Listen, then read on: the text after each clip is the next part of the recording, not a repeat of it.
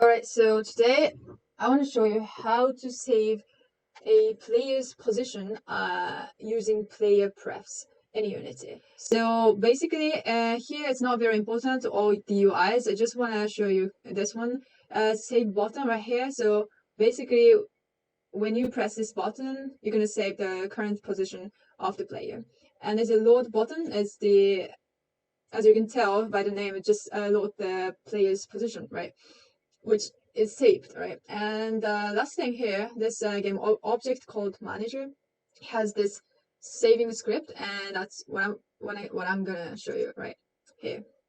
So it's very simple. It's a very simple script. Just a few lines of code.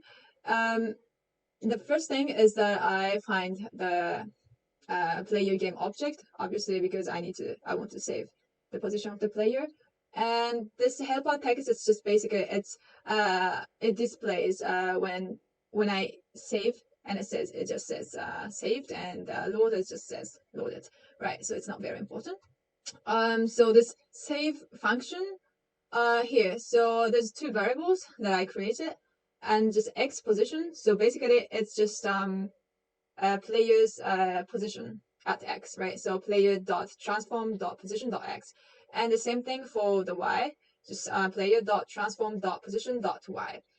And the next thing is just that's the saving part, right? So how you're gonna do it is just PlayerPrefs dot set float, using set float.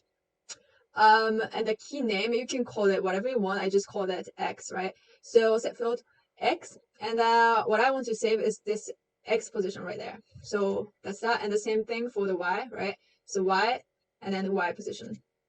And the last thing I want to save it, so PlayerPrefs.save.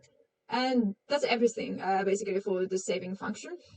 And this load position function here is, so you just want to bring the player to the position where it's saved, right? So just player dot transform dot position is equal to so new vector 2, right? Because it's just a 2D game, so I just do x and y, and new vector 2, and here using get float, PlayerPrefs dot get float, and this time it's saved under this name, which is x, so x, and then for the y also, right? PlayerPrefs dot get float y. And yeah, that's everything. Also, when this scene is first loaded, I also call this load position function right there. So right, that's it, and I can just play and show you. So play that. So basically, okay, the player can go to, for example, here at the short tree, and I'm gonna hit the save position, all right? So save position, and then I can move to somewhere else, whatever, right? And then, okay, now, and when I hit the load position, it should bring the player to where it's saved. So I'm gonna hit that, and as you can see, it's saved, right? And the same thing happens also when you, for example, I can go somewhere, and then I quit the gameplay once, right, and reload it again. So, and it should bring back right there. So right, that's all.